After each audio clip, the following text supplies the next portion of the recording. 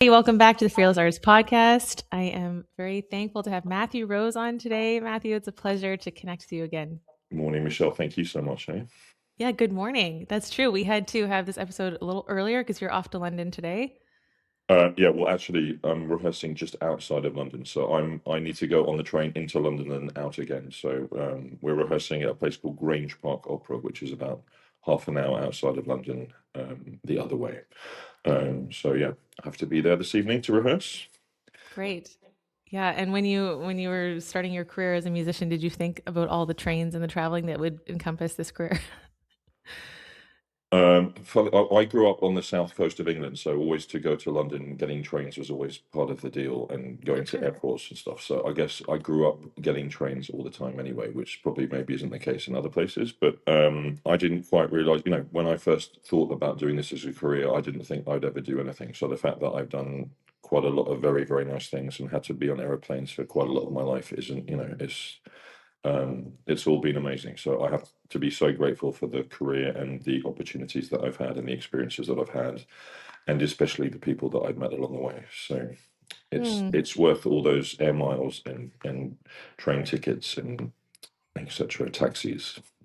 Aw, what a beautiful way to start this episode. I actually had similar thoughts yesterday. I had a long drive back and I was not feeling it. I was like, I really don't like this. And then you think it has to be enough, the response of the audience and what we give on stage and all of that warmth. And as you're saying, meeting the right people, that has to carry us through all of those maybe not so pleasant moments of sitting on trains and driving. Exactly. It's all part of the deal. It's no one said it was going to be easy, and that's part of the not easy bit maybe of doing what we do. Yeah. Most people kind of think we just get up on stage and perform, don't they? And no one quite knows what goes into doing that. But we know. Right. Yeah. And that's also why I wanted to have you on because you're doing some great, exciting things. So I would love if you introduce yourself for the audience and then we can jump right in. Hello, audience. My name is Matthew Rose. There's a lot of I singers listening, so I know they're big fans. So Okay, I'm well, that's happy very to nice. yeah, I'm happy to have And you. just to Yeah. say, it's quite early in the morning, so my voice is extra deep. Yeah. I think you've got Hopefully, an extra octave or something in yeah, there. Yeah. hopefully we'll go up a few tones in the course of this interview. But I've been very lucky to have had a very lovely career.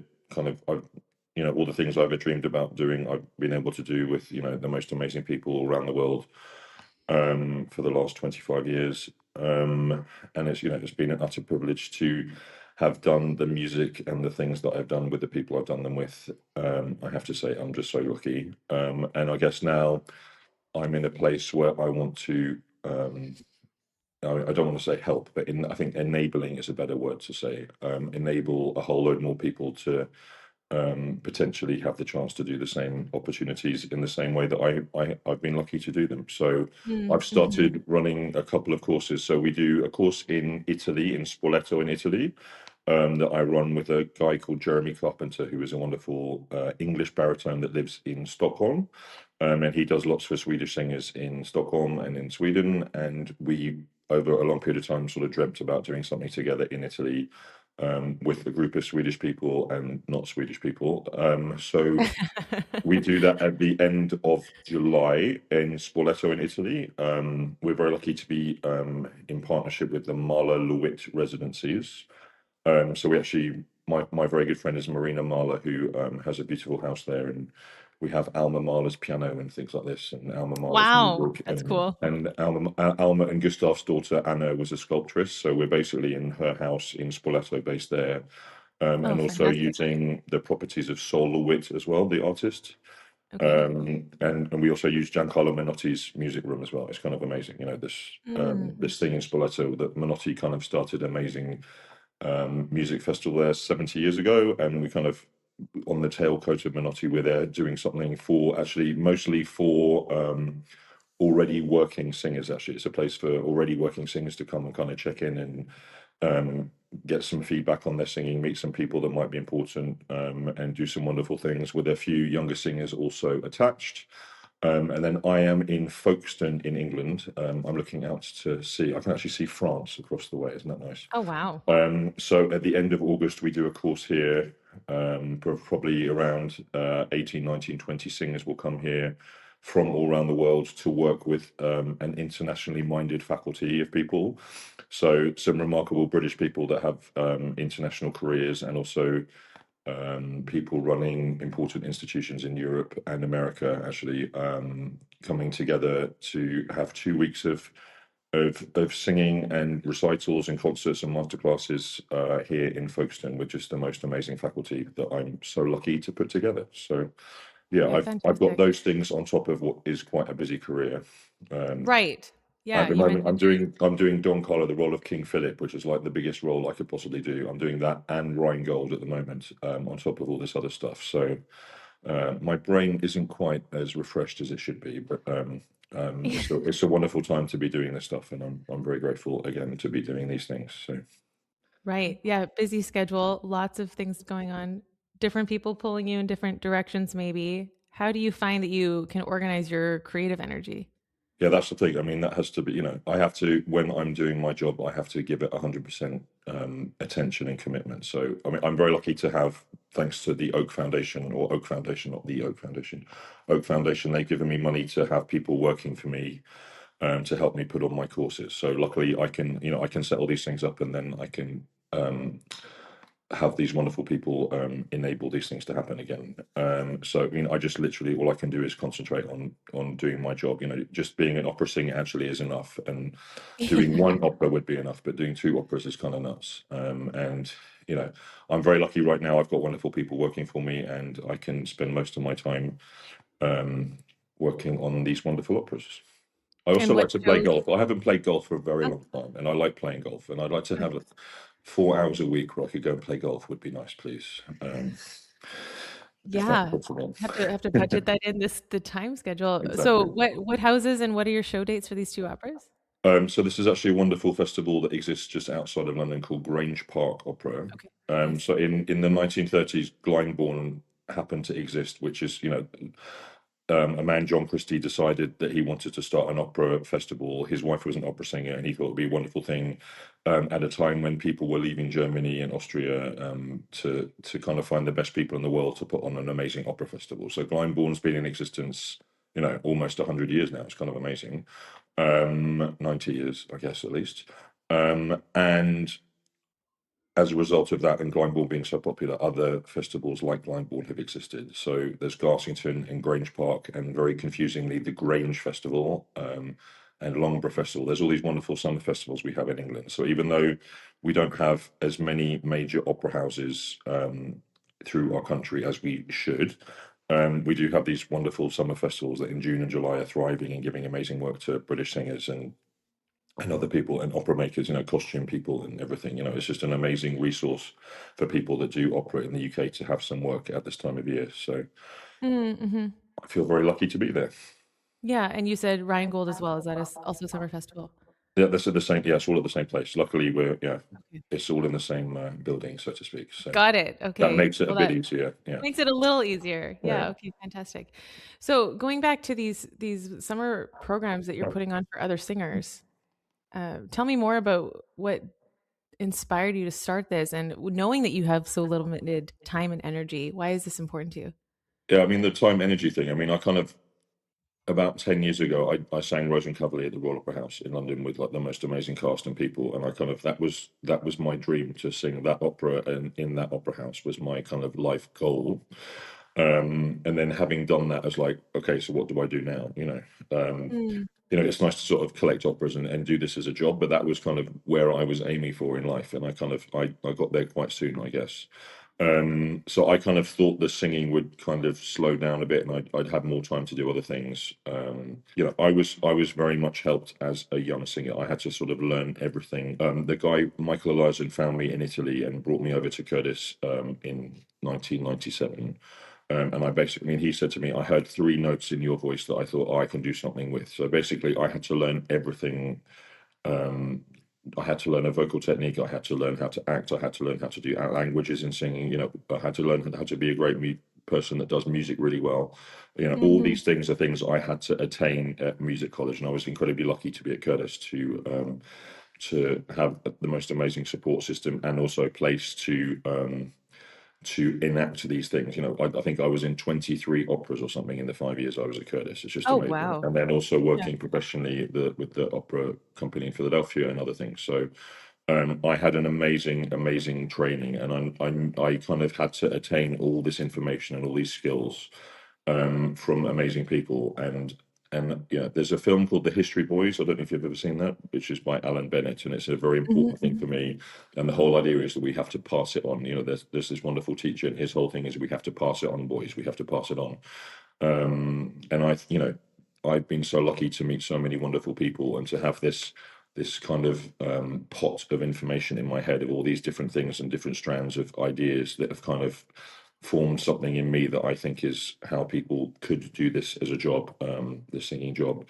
So obviously being able to do a summer course or two is an amazing place for me to bring people that I know in the industry from all around the world, the most wonderful people who are also important people and can give opportunities to young singers together in one place to be able to work as a team with the same kind of commitment and dedication and skill set to really help the singers in every aspect of what they have to do for a certain period of time. So, I mean, doing these courses is for me makes complete sense that I'm in a place knowing the people that I know and knowing the range of skills that have to be attained by these people to put something together like this is such a privilege for me because I'm in a privileged position where I know all these people to be able to come and do this. So the fun Yeah, bit it's very always is getting my phone out and just starting texting people. Can you come? Can you come? Can you come? And sort of working through and seeing who's available and who wants to be part of this. And we have just the most amazing team coming here to Folkestone and also into Spoleto as well. So I'm right. I can thrilled. I'm imagine. thrilled. Yeah, many people are thrilled to get the text to come to Italy, right? Yeah. That's a nice one. Folkestone's nice too. Yes. Can the people see the video? Is this a video as well? Is there We can show them the seaside. Look, there's the sea, everybody. Oh, yeah. Yeah, we can. Yes, it And looks you beautiful. can see France across there. There's France. Is that, So it's not Calais? terrible here either. Yeah. Yeah, for Calais and Boulogne. Yeah, the boats go from Dover to Calais. So yeah. Yeah, any summer program is always so enriching. Tell me more about, you're saying this all encompassing education that you want to give the singers over these weeks. Yeah, What so is this? so especially, without being rude, I hear a lot of people singing, and I feel that they could all be singing in more efficient, beautiful, wonderful ways. I had an amazing Mm, teacher, Marlena Malice, in New York, who was just incredible. And she was a very big part of my life. In the last 5, 6 years of her life, I was very close with her and spent an awful lot of time with her. And I was at her summer course in Chautauqua a few times. Also continued to have lessons with her, but also sitting on her teaching for the last long time. This lady was amazing, and she taught all day, every day in either in her beautiful apartment in Manhattan or at Juilliard or Manhattan School of Music or Curtis. And she was, the day she died, she was teaching that morning.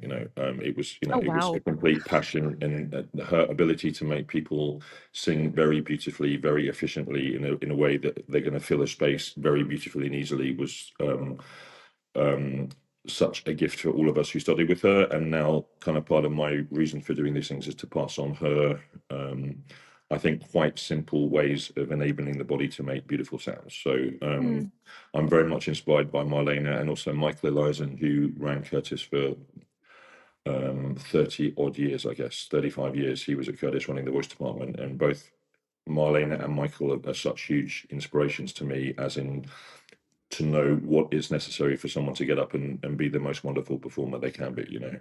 hmm And being a singer, you have to have wonderful vocal technique. So I've got the course here in England. I've brought a whole load of singers that I know are very good at passing on singing information along to teach. So in Folkestone, we have Jennifer Larmore and Sarah Connolly, Kate Royal, David Butt Phillip, Julia Laurent, and myself working with the singers every day on their singing stuff, so technique or whatever. And then we have a range of coaches. So we have Adrian Kelly, who's at the Opera House in Zurich running the Young Artist Program, coming. Vlad Ivtinka from Stuttgart, Jonathan Papp, who runs the Schulte Academy, Benedict Jourdois, who's at Juilliard and the Met, is the French coach and an amazing pianist. Caroline Dowdall, the list goes on. Just amazing people coming to work with them on their musical stuff. They all get to do a recital with a world-class pianist. So Benedict is doing a recital with them. Ian Burnside, who is a wonderful Scottish broadcaster and pianist and concert arranger and festival organizer is coming, and Sholto Keenock, who runs the Oxford Song Festival, International Song Festival. So they'll each get to perform in a recital with one of these people. Plus we have Sir Thomas Allen, Sarah Connolly, Ben Glassberg, Nicole Carr, and Jonathan Cohen coming to do masterclasses. So each of them will be in one of these masterclasses. And then, because that's not enough, the last 5 days, 6 days, 7 days, we'll be working on opera scenes with Louisa Muller, who's one of the great opera directors in the world. She's directing at the Met and everywhere, and she'll come and work on with our singers on opera scenes of different kinds. And Paul Daniel, who was music director at English National Opera, will conduct these opera scenes. So it's pretty full on. I think we have a faculty of 35 or something coming in Yeah, it's enormous. in a 13-day period. It's kind of nuts. So what are you expecting in terms of transformation from your singers over these 2 weeks? So just so you know, folks, you got 2 more days to apply. But I've already got Oh, a whole load of singers who have applied, and just I've got such an amazing level of singers that are coming. So for them, obviously, they're already at the top of their game. So just improving in the top 0.5% of what they're doing. Just being enlightened to mm, do things maybe in a slightly different way, in a slightly more interesting way. Um, they're all pretty good singers. So technique wise, maybe just helping with little bits that can help here and there, and interpretation here and there, and language stuff here and there. We're all learning. I saw a video with Pavarotti the other day, and Pavarotti saw Beniamino Gigli. When Pavarotti was 12 years old, he met the famous tenor Gigli, and he stood outside his room while he warmed up for half an hour. And 12-year-old Pavarotti said to Mr. Gilly, "When did you stop studying?" And he said, "About a minute ago." So, it's something we're always learning. I'm always learning from my colleagues on stage, from mm. conductors, from coaches, whatever. I'm always learning. So, it's not something we ever stop doing. So just to bring a group of individuals together to work collectively on a similarly focused, passionate level to do this work as well as they can be is kind of what it's what we had last year. The 2 courses we did last year, it was just remarkable to see everyone sort of just blossom, take on information, and together collectively just sort of blossom and grow and thrive in these situations. So yeah, that's the best we can possibly do, is to give the best people teaching and helping and collaborating for our singers, for them to know what the possibilities are. We can't deal with mediocrity and with just okay things. We have to have the best people out there doing the best work, or else what's the point in doing this? We need the best people. Even if they know nothing about opera and singing and music, they can understand when something amazing is happening, and they can understand when something less amazing is happening. So we need to have the truly amazing, wonderful, passionate singing out there to keep people coming to the opera and to bring new people in, so that there can be a future for this amazing music to exist. Yes, absolutely.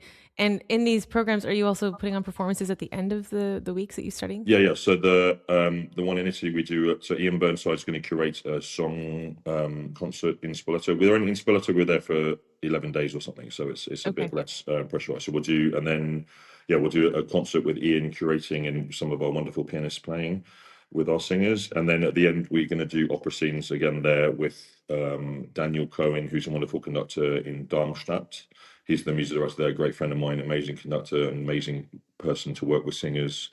And Justin Way, who's a friend for a very long time, used to be at the Royal Opera House as a director. He's now in Madrid on the staff at the Teatro Real, and he'll be working on opera scenes with Daniel, with our singers that will perform in a beautiful theatre in Spoleto. So Is this that'll also be with happening there. orchestra or?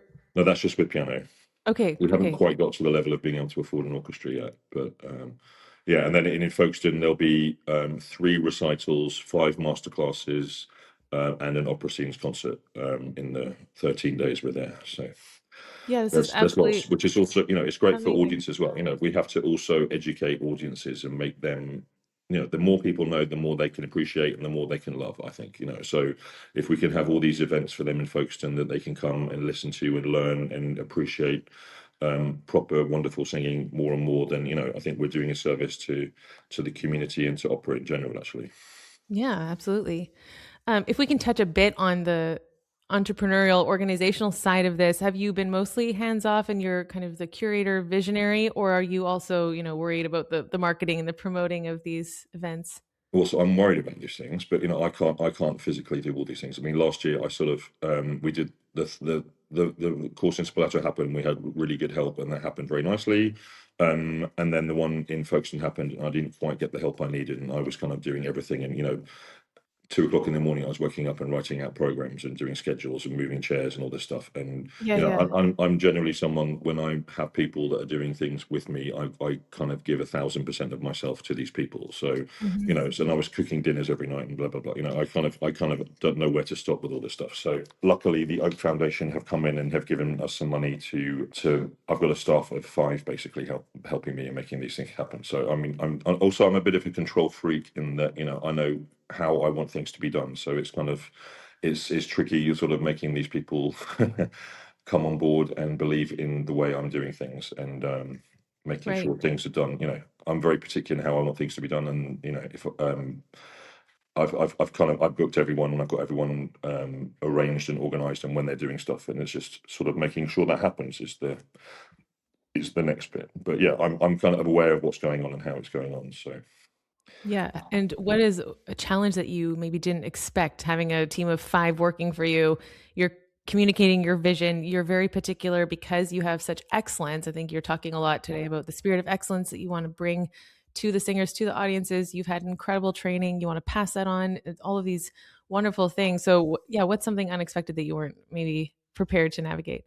I don't know, unexpected, but you kind of you know that all these things are going to be so much more work than they everything when you're learning a score, it's everything's always 5 times harder and longer to learn a score than you think it's going to be. And the same with putting on a festival and doing these things with people, then it all takes a lot more time. You have to explain things very thoroughly to people so they get it. And I've very logically, for me, put the whole program together and booked all these people, and then trying to 6 months later trying to explain why I booked these people on these day and this person on that day, and da, da, da, da, da, it's hard to then sort of remember why I thought logically all these things make sense. So it's just getting people to trust that I've put all this stuff together in a way that is doable and possible. Yeah. I had a reason for making these choices 6 months ago. Let me review. Oh, so I know, and you very carefully work these things out at the time. This person would be really good at this, so they can come on this day to work with these people, and things like this. It's very carefully planned out, but it doesn't mean that I can articulate everything. And some people sort of really need to know all this information, but it's cool. It's all good. I've got amazing people working with me, and we're actually starting a charity as well, the Luxon Rose Foundation. So there was a wonderful singer, Benjamin Luxon, who was really one of the great singers who ever lived. And I was very lucky at 18, 19 years old to have done lots of work with him. And his wife, Sheila, was my singing teacher. And she took me to Italy, where I met Michael Eliza, who brought me to Curtis and stuff. And Ben died a couple of years ago. And we did a wonderful event at the Wigmore Hall to remember him.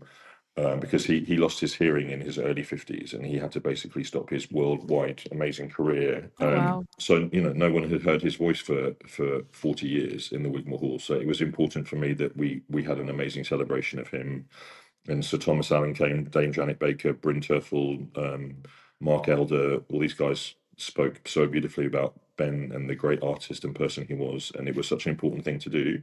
And it kind of rebonded my relationship with the family, and the family wanted to start a charity with me to help with my work going forward, knowing how important it was for this stuff to be done in the way that we're doing it. So, Mhm. Oh, I that's mean, beautiful. it's in the UK. There's lots of amazing things that go on, and there's lots of wonderful courses and things happening. But it's kind of quite UK based, and people from the UK very much at the core and the heart of these courses. And I think it's important that in the UK we have something that does look across the channel and opens up the whole European way of thinking in the European market. There's 2.5 opera companies basically in the UK, or in England anyway, functioning throughout the year. And there's very, very little work for people to sort of sustain themselves in the career. So the idea of going to Germany, Bavaria, there's 48 full-time opera houses. The idea of going to Germany and being part of an ensemble in an opera house is actually the most viable way of starting and continuing a career. So the fact that they need to know that there are other options than just staying in the UK to be singers, because there's so little work here, it's untrue. Hopefully that will change. Now, it would be wonderful that E&O and Welsh National Opera, English National Opera, Welsh National Opera got back to performing, 150 times a year as they used to be. And Hmm. then, that would give so much more work to everyone in the opera industry, not just the singers, the costume makers, the hairdressers, whomever. We need to kind of get back to that in this country and somehow make sure there's an appetite for opera to exist on that level with those companies. Right. If you had to organize the reasons you think why it went from 150 a year to so much less, how do you see it? It's obvious. Since Brexit, there's been less money for people to spend on the arts because the economy we're way down economically speaking, so people don't have the money to be able to go out and experience these things as they used to potentially.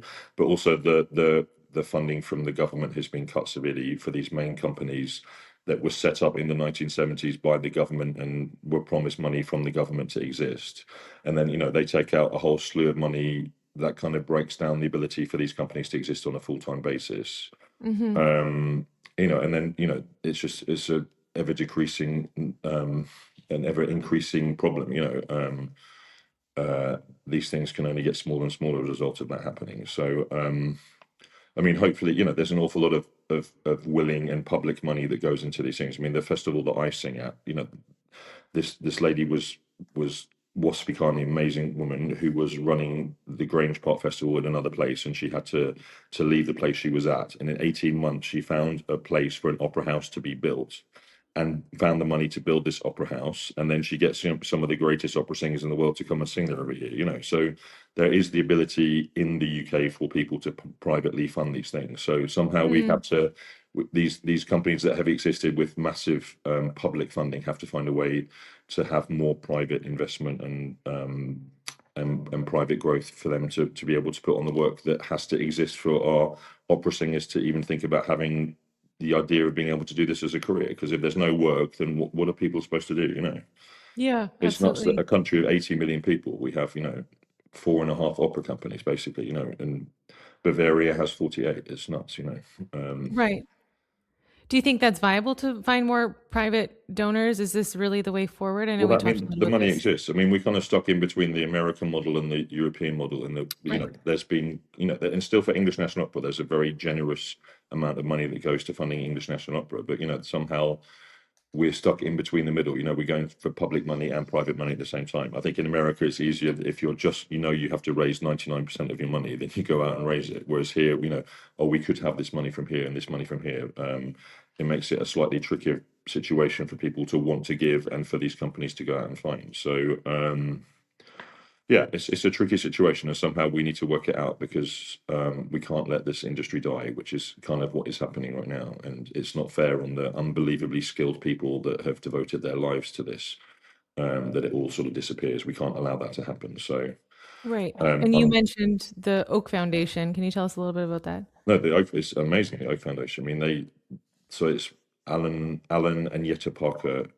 Alan is a Zimbabwean businessman who sold a company a long time ago, and they have an investment fund, and the profit from the investment fund goes into the Oak Foundation. I think they give out something like £400 million a year Oh, wow. to lots of different things.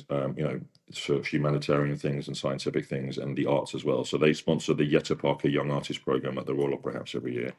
Okay. And they're incredibly generous with lots of things going around the place. So they've been incredibly supportive to me and to other people that I know. And it's just amazing. I could not have done what I'm doing this year without their support.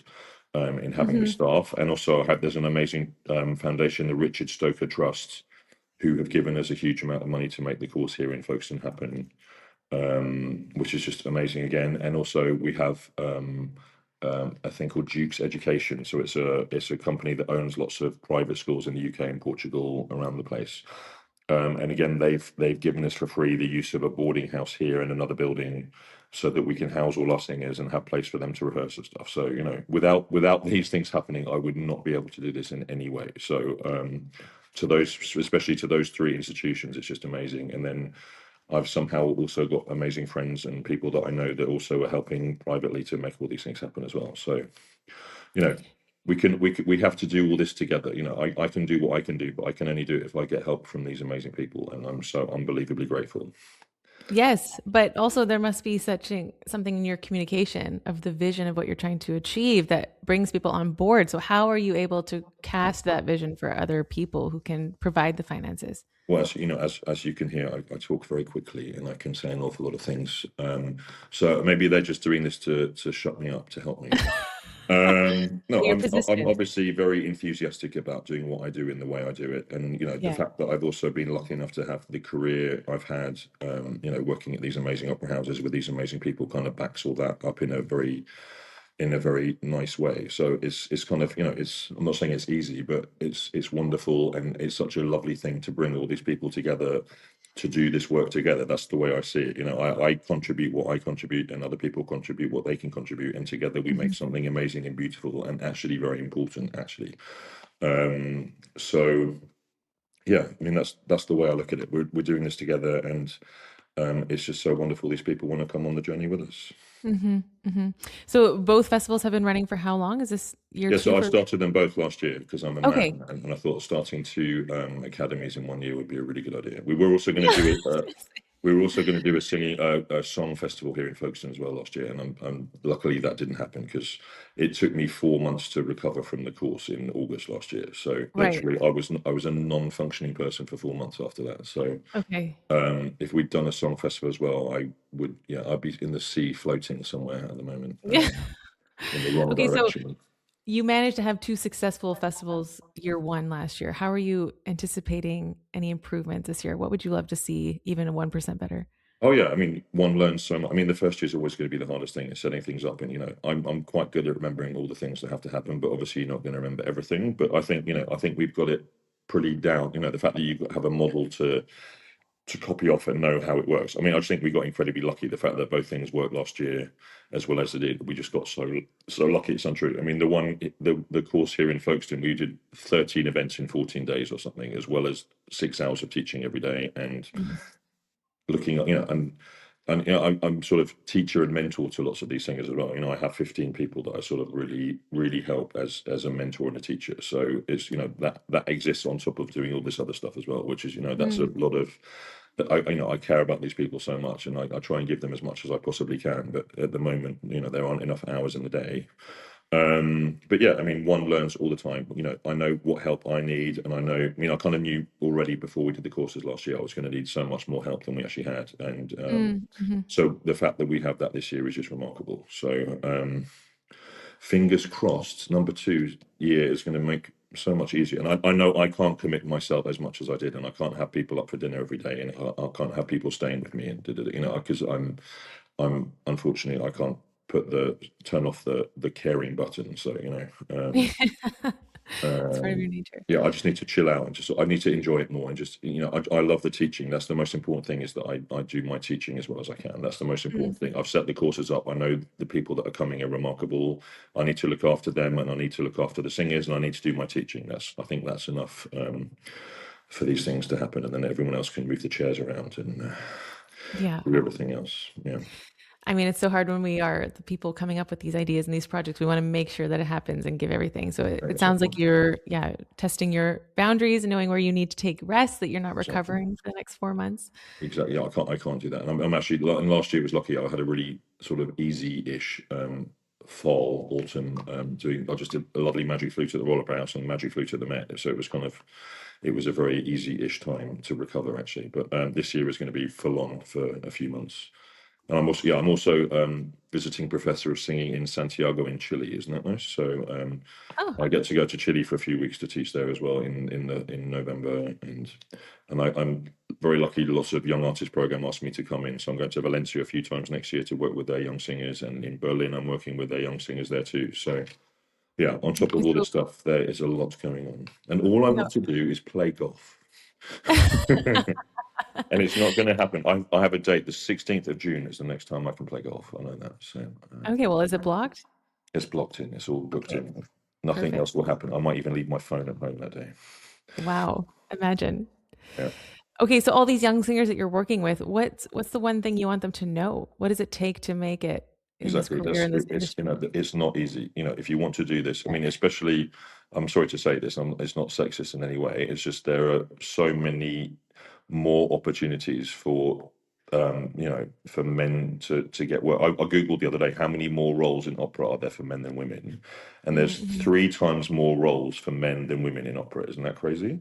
Yeah. And also, there's about 100 times more women than when men wanting to do this as a job. So for the guys, it's actually it's a much more viable career path, and it's Mm-hmm. it's really much more of a possibility that if you have some talent and dedication, that you're going to succeed. Whereas, Mm-hmm. if you're a soprano, I mean, God help you. I mean, I'm saying this in a bad way. I think they're all aware of this.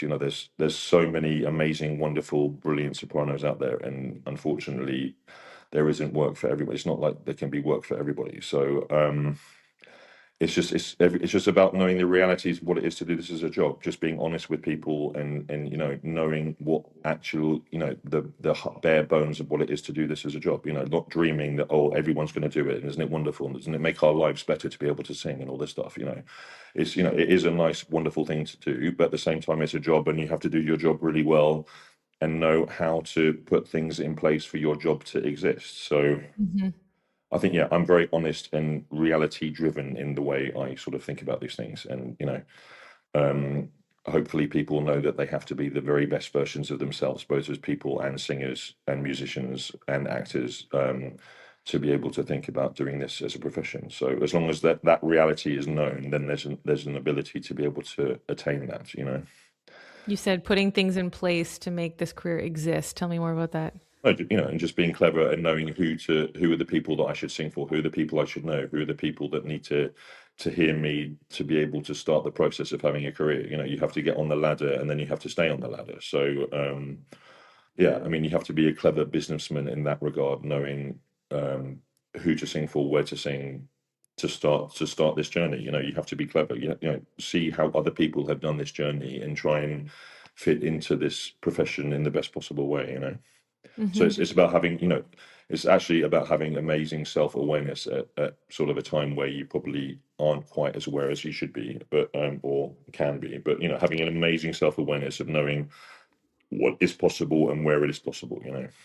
Yeah. So, what are most singers, young singers, missing? Because they come in and they think technique and they think repertoire and they think maybe they might even know about to network and to be around good Yeah. people. No, but also it's worrying, but there's absolutely stages of vocal works that you should do. You should start at place A to get to place F in 5 years' time, and then to carry on the journey. It's knowing what repertoire you should be singing. Just because you can sing and you could sing something doesn't mean you should be singing something. Mhm. So it's about being very careful, working out the progression of operatic, especially repertoire, that you begin and you continue with. And you go to music colleges and they all think at 21, 22 they need to be singing this big stuff because we sang Mozart in year 1 and 2, so obviously we need to progress from there. But actually, most people, I would say 95% of people are going to start their career singing Mozart and Handel, and Mhm. then they'll work their way, into heavier reps slowly, and that's how they should do. Should very slowly move into slightly heavier rep, and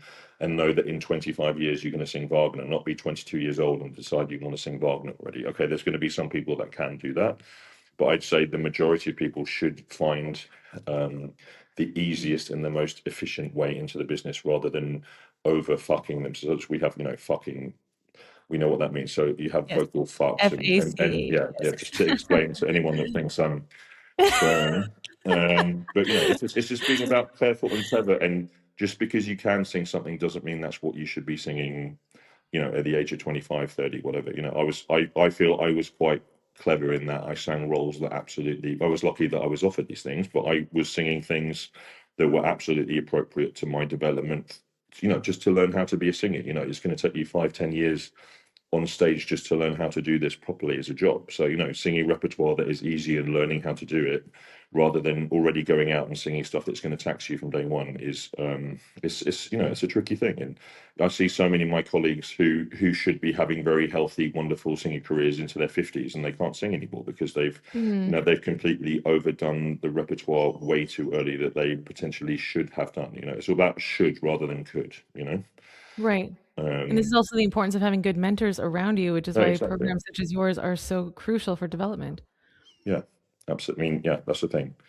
And and it's different. Music colleges are training people. I mean, the ones I see here in the UK, they're training people to leave music college. That's basically all they're worrying about, is that people sing very nicely and can pass their exams, um, and I think that's the end of it. Whereas at Curtis, from day one, age 19, I was being trained to have a career as an opera singer, and being, Mm, taught what it meant to actually learn a role and stand up on stage and be as good as the people around me. That's what this job is about. And I don't think there's enough focus on that in our musical institutions, I'm afraid. It's about mhm. doing things very nicely, but in the way British training is done, you don't get up and actually do a whole opera together with people until year 7 of your training, which is kind of a very bizarre thing for me. Right, because from Um, you, it was day 1 that you were doing this. Exactly. And that's Right. all I was doing. I don't have any degrees or anything, but I've stood up on stage and did 23 operas as a student. I can't imagine anything better than that. It's not an educational training; it's a vocational training. And it's yeah, it's not something you can learn how to do in a classroom. It's something you have to learn by being up on stage and doing it, and being surrounded by people doing it really well, and being inspired by them to be as good as them. Mhm.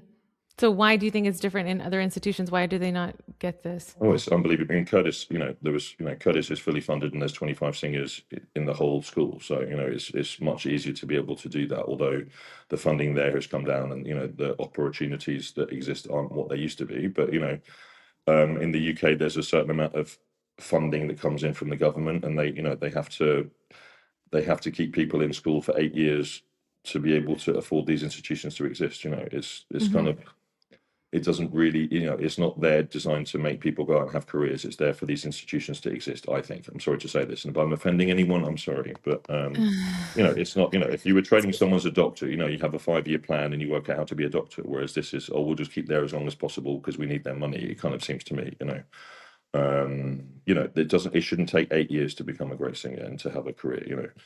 If it takes 5 years to be a doctor, 8 years is definitely not needed for a singer. But Mhm. it's just about getting the right information from day one in every aspect of what you have to do, and then opportunities to put that into practice, is basically what has to happen. So So how do you see your 2 festivals filling in these gaps? What are you doing from day 1 with them? I'm treating them as though they're professional singers, and I'm treating them as though they're working in the business. And the expectation I have of them is they're working as professional singers. So Mhm. I don't think of them as students or anything like that in any way. They're colleagues of mine, and I want them to be as good as they possibly can be. And they have to, it's up to them to want to step up to it, which I have to say most of them really are. It's just amazing to see how they really want to be as good as they possibly can be. I think you have to set the bar high and then let them come to that. Just not, and okay, you can't be hard on them, and if they don't attain it, you can't be um, critical, whatever. But the idea that they know what that level is and that they can get there is what I believe, that everyone can get to such a level. So that's my intention, is that they all sort of float up to there, Mhm. so to Mhm. speak. Okay, one last question. Since you've talked so much about mentorship, do you see a way that singers are self-sabotaging that is common across the board? And what would you say to that? How do you mean self-sabotaging? Just in their mindset, or maybe not putting themselves out there in a certain way, or as you're saying, preparation, or taking themselves No, seriously, or any of the no. things you've touched on? I mean, I think it's hard. It's having this self-awareness and honesty to be doing what you should be doing. I think that's the hard thing, because for some reason people, oh no, I should be singing Tosca at the age of 28 or whatever. Absolutely, that is not the case. And actually going to sing Barberina in the Marriage of Figaro is just as an important part of the process as someone singing Tosca. So, you know, Mhm. to really understand where they fit in the food chain, so to speak, of professional singing, and then the skills that they're going to need to do the job that they're doing at any given moment. Mhm. Mhm. I think it's just an honest self-awareness that you have to have, and it's very hard. And you meet a few people that have that, and they seem to be the ones out there wanting to do this as a job. And it's just to know that it's such a hard life. It's not just about getting on stage and singing. It's about spending months and months away from home. It's about being unbelievably prepared to stand in an opera house and sing a 5-hour opera and know every single word of everyone that's on stage with you and everything that you have to do, know how to treat your colleagues, be good with your colleagues, watch a conductor, and then cope with this when situations aren't great. Most of the time you're dealing with not ideal situations, so it's about surviving rather than thriving, so to speak. It's a really hard business, and just understanding that's the reality of it rather than some glamorous thing that's all wonderful and self-satisfying. I think yeah, people want to have so much self-satisfaction, which for me, the self-satisfaction comes from me doing my job really well rather than thinking, oh, aren't I marvelous? It's about doing my job really well, and I think then that reality needs to exist, maybe. Satisfaction comes from doing your job really well. I think that's a beautiful way to stay inspired. I hope you're going to have wonderful 2 festivals. I look forward to hearing clips. I hope you'll be sharing about it so we can all see. Well, yeah, I have a wonderful social media person, Lani, now, who's Perfect. working for me, so there'll be much of that. Yeah. Absolutely wonderful. Matthew, thank you so much for coming on and sharing all of this today. It's been Thank wonderful you, to Michelle. hear. Sorry, it's a bit early Yeah. in the morning. If I've offended anyone, I'm sorry, but Yeah. it's the world how I see it, and that's all we can deal with, isn't it? And I want it to be a great, wonderful, thriving place. It's not I'm doing this because I'm complaining. It's just I want our industry and these amazing pieces of art that have been created over the last 500 years to go into the future in a very healthy, wonderful way. So that's what I'm impassioned to do. It's Yeah, not to absolutely. upset anyone. No, I don't think anyone could listen to this and not hear your passion and what you're pouring into the industry. So thank you for what you're giving back to the Well, next thank you so generation. much. Well, thank you, and How thank can you for listening. people follow you, find you, apply? So on Instagram is probably the best place. Is that what you use most, Instagram? I Yeah, haven't quite Instagram and our worked website. out. Yes. Yeah. TikTok is not something I know about, and Facebook is kind of something for us old people. Yeah. So yeah, on Instagram, there's the Spoleto Vocal Arts Workshop. We have our Instagram site, and then the Tosti International Singing Academy has its own page as well on Instagram. So Perfect. Well, I look forward to seeing clips, especially to hear what you guys are doing. And well, yeah, thanks again for coming today. well, Michelle, no, thank you, and thank you for all you're doing here. It's just amazing. Thank you. We need to all do this together. That's the thing. We need to we Absolutely. need to come together and make a wonderful future. So thank you very much. Hey? My pleasure. Okay, everyone, thanks for listening, and we'll see you on the next episode. Be fearless. Thanks, Matthew.